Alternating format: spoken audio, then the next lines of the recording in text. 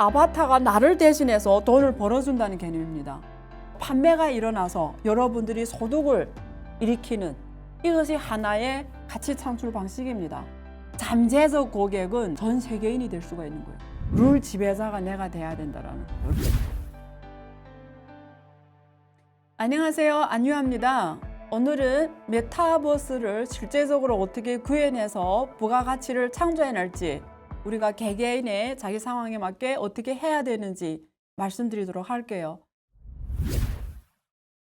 우리가 다 일반인들이잖아요. 일반인들 입장에서 이 메타버스 생태계를 활용해서 어떻게 가치를 창조할 수 있는지, 쉬운 말로 우리가 일상생활 용어로 하면 도대체 그래서 메타버스를 내가 어떻게 해야 돈을 벌 수 있냐, 이런 질문을 할 거 아니에요, 그죠? 그래서 메타버스를 이용해서 어떻게 우리가 실제 소득으로 만들 수 있는지 이야기를 해볼까 합니다. 크게 세 가지예요, 여러분. 첫 번째, 메타버스에서 나의 아바타가 있는 거예요. 그 아바타가 나를 대신해서 돈을 벌어준다는 개념입니다. 그러면 나의 아바타가 나를 대신해서 돈을 벌게 하려면 어떤 쪽으로 해야 될까요? 개개인의 상황이 다 다른데 말이죠. 그죠? 저는 세 가지 큰 방향을 말씀드릴게요. 가장 쉬운 것이 거기서 내가 설계자가 되는 거예요. 예를 들면 제페토에 매일 5,000개, 몇천 개 의상 디자인이 올라옵니다. 그럼 여러분이 예를 들면 실물에서 여러분이 패션업에 설계를 하시는 설계자예요. 디자인이에요. 패션 디자이너예요. 그러면 여러분이 아바타가 그럼 제페토에서 다른 아바타들한테 옷을 설계해주는 일을 할 수가 있어요. 당신의 아바타가 예를 들면 먼저 당신이 메타버스 설계한 아바타 의상을 입으면 다른 사람들의 아바타가 당신의 아바타를 보고 와, 옷이 이쁘네요. 여러분, 저 같은 경우에는 제페토에서 구찌 가방을 갖고 있어요. 제가 굉장히 거기서 머리도 굉장히 긴 머리, 그리고 구찌 가방을 딱 들고 짧은 미니 스커트를 입고 제 아바타는 그런 모습을 하고 있습니다. 그거는 누군가가 설계한 거예요. 제가 돈 주고 산 겁니다. 제가 그 제페토에 제 아바타가 입은 구찌 가방, 그 미니 스커트, 그렇죠? 그리고 머리 디자인 다 제가 거기서 돈을 주고 산 거예요. 그럼 누군가가 그 머리를 설계했고, 누군가가 그 의상을 설계했고, 누군가가 그 가방을 제가 실제 돈을 주고 산 거예요. 그러면 거기서 그걸 설계한 사람들이 그 사람 수익으로 가는 거죠. 그래서 자신이 설계한 도구라든지 자신이 설계한 패션이라든지 이러한 것들이 메타버스 세계에서 판매가 일어나서 여러분들이 소득을 일으키는 이것이 하나의 가치 창출 방식입니다. 여러분 자기 상황 보세요. 내가 어느 쪽에 능한지, 자기 능하는 쪽을 메타버스에서 구현하면 돼요. 저는 평생 교육을 해왔습니다. 지금 요즘에는 기업 투자도 하고 있고요. 그래서 저는 사실 메타버스에서 교육을 구현하고 싶어요. 메타버스 대학 이런 거 하고 싶습니다. 그래서 학생들이 메타버스에서 제가 만든 그 대학에서 수업을 하게 하고 싶어요. 왜냐면 실물의 대학이 그렇게 많은데 왜 메타버스 대학을 다니냐? 메타버스 대학에 아주 큰 장점이 있어요. 예를 들면 여러분 현실에서 어떤 좋은 대학에 의사 전공을 갔어요. 그럼 거기서 그 사람을 놓고 직접 실험할 수가 없잖아요. 그래 보통은 가짜 사람을 갖다 놓고 거기서 실험한 해부학이라든가 이런 걸 배운단 말이에요. 근데 만약에 메타버스로 우리가 의학 전공을 한다면 완전 실제 사람을 수술하듯이 메타버스에서 생생하게 그려낼 수가 있어요.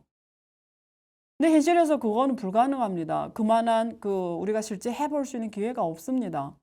그래서 의학 전공 같은 경우에는 실무 과학이기 때문에 메타버스 구현하면 가장 효과적입니다.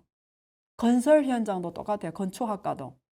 우리가 롯데건설 같은 경우에는 실제 메타버스에서 롯데타운을 구축해 놓거든요. 그러면 우리가 실제 거기를 가보지 않아도 그 메타버스 롯데타운에서 그 안에 내부 설계 모든 걸 실제 임하듯이 다 보면서 우리가 부동산을 분양받을 수가 있거든요.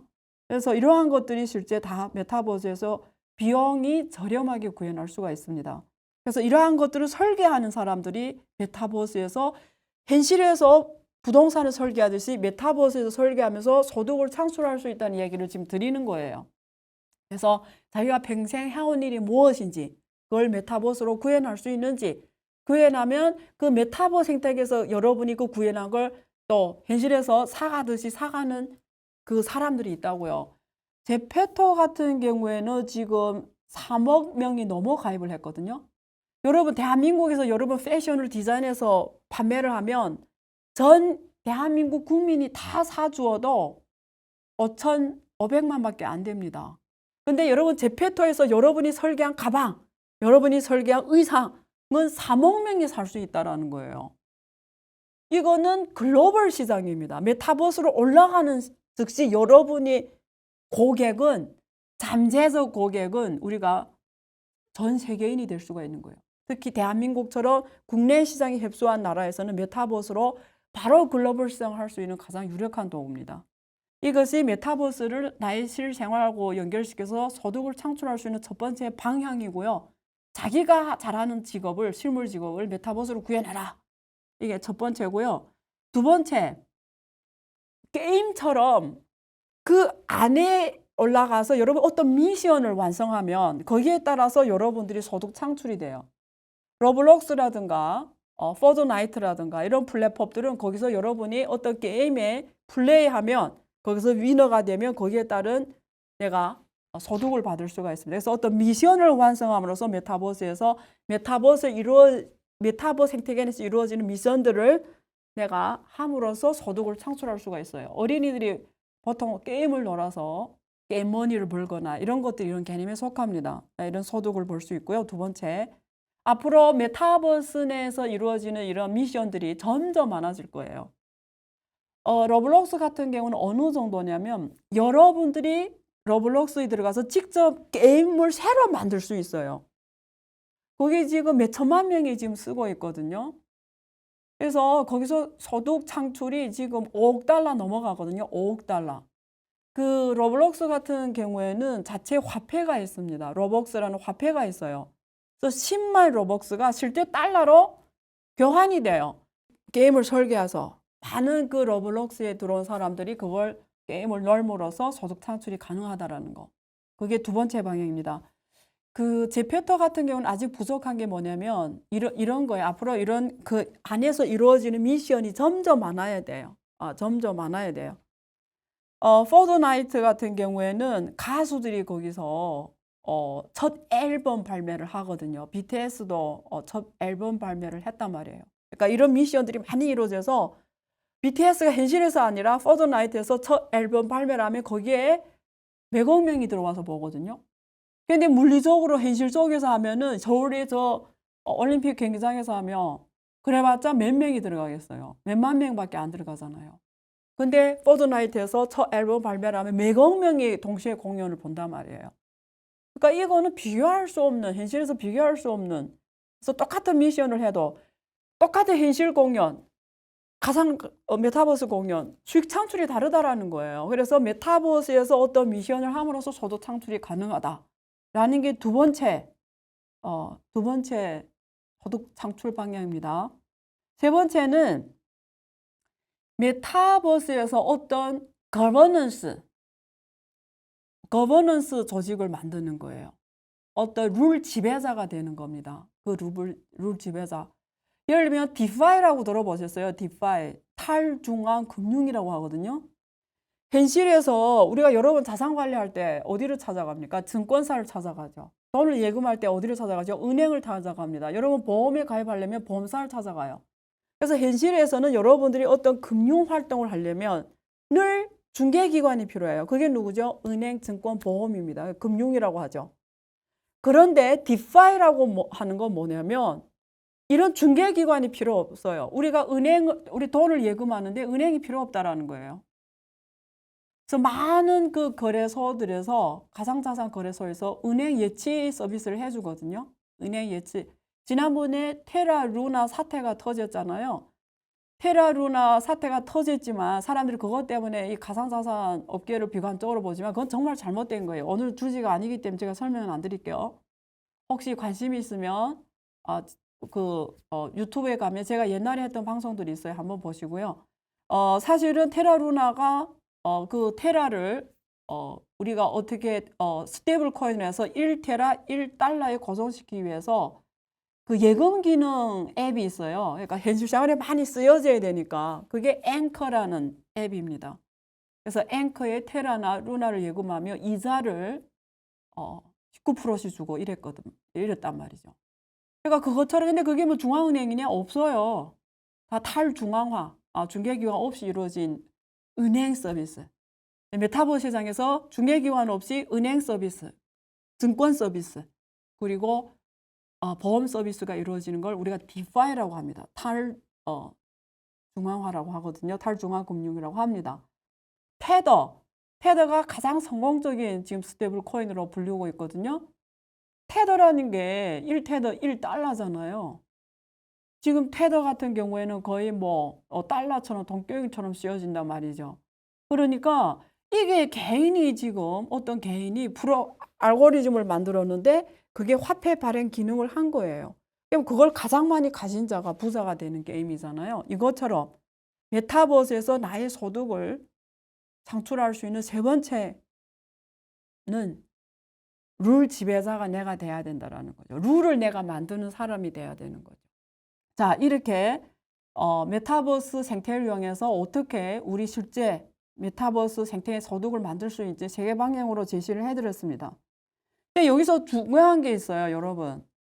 메타버스에서 만드는 소득은 가상 코인으로 돼 있어요. 그게 달러로 돼 있는 게 아니거든요. 예를 들면 아까 로블록스에서 여러분들이 게임 룰을 만들든지 거기서 어떤 아이템을 판매하든지 이런 것들이 로블록스 코인을 받습니다. 그게 실제는 법적 통화는 아니잖아요. 그 안에서 쓰는 거였잖아요. 그렇기 때문에 앞으로 메타버스 경제 생태계가 돌아가기 위해서 가장 중요한 거는 그 메타버스 플랫폼에서 만들어진 그 소득들이 그 생태계 코인으로 표시되어 있잖아요. 그게 실제 법정 통화로 대환이 돼야 됩니다. 액셋이 돼야 돼요. 법정 통화로. 그래서 로블록스는 10만 로벅스가 350달러 이렇게 대환이 되게 환율이 있거든요. 대환 환율. 이렇게 하는 거예요. 그게 현실 통화로, 법정 통화로 이해해야지 많은 사람 관심을 안 갖겠죠. 왜냐면 로벅스가 달러로 대환해야 되고 그 안에서만 쓰게 하면은 사람들이 다 안 들어가겠죠. 한계가 있겠죠. 근데 그게 플랫폼이 글로벌적으로 커지려면 그게 실제 현실 법정 통화하고 대환이 돼도 환율이 있거든요. 대환이 되도록 해. 그래야 게임 창작자들, 게임 플레이어들, 룰 지배자들이 열심히 그 생태계를 키워갑니다.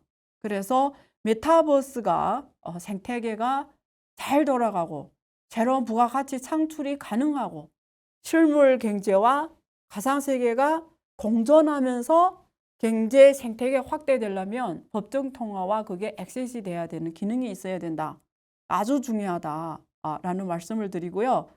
아니면 그 안에서 가진 가상 코인이 그 안에서 쓸 수 있는 경제 환경이 만들어져야 돼요. 예를 들면 아까 포드나이트에서 내가 어떤 의상이라든가 혹은 어떤 게임을 통해서 미션을 통해서 소득을 창출했는데 거기서 유명한 가수들이 막 트래비스 같은 이런 가수 거기서 공연을 하면 여러분들이 거기서 받은 가상 코인으로 그 공연 티켓을 사가지고 그 메타버스 안에서 그 공연을 구경할 수도 있겠죠. 그래서 그 안에서 또 소비할 수 있는 이런 시나리오가 많이 만들어져야 돼요.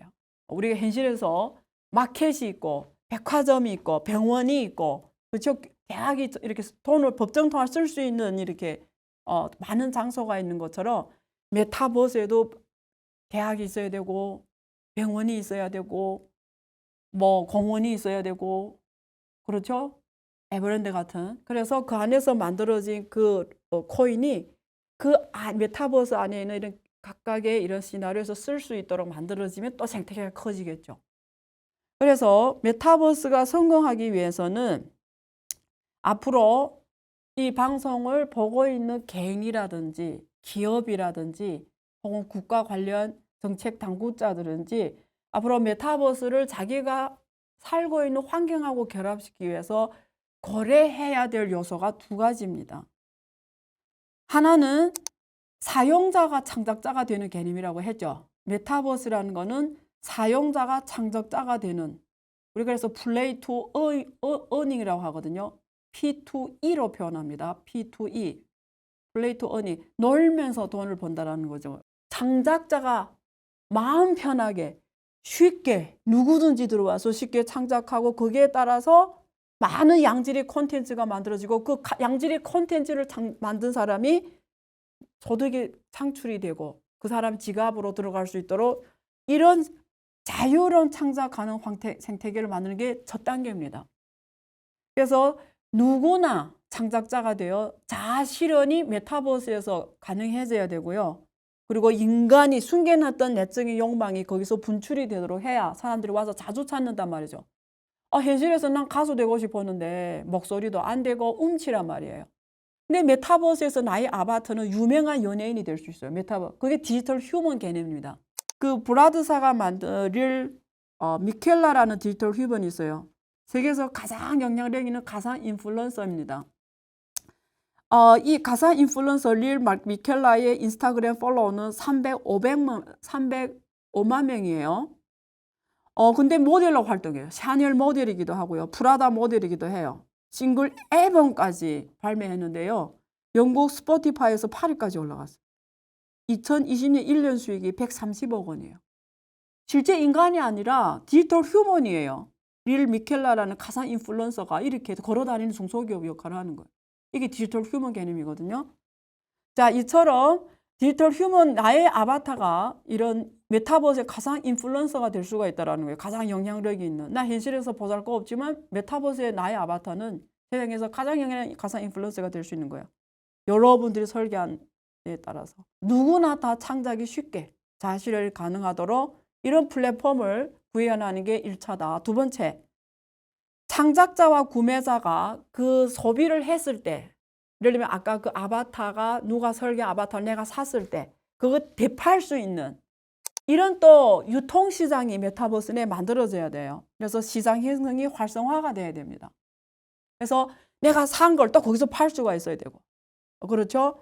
그래야 사는 사람들, 창작자들이 더 열심히 창작하고 사는 사람들도 부담 없이 사서 필요 없을 땐 팔기도 하고, 그래서 구매자들한테 소유 콘텐츠에 대한 활용도를 높여주고 또 투자가 가능하도록 다양한 액세스 기능, 그걸 거기서 내가 액세스 할 수 있는 이런 기능을 제공해 줄 수가 있어야 돼요. 그 메타버스 생태계가. 그래서 여러분들이 앞으로 이쪽으로 어떤 기회로 생각하고 접근을 한다고 하면 제가 말한 이 두 가지 생산 요소는, 두 가지 요소는, 성공 요소는 구현이 돼야 됩니다.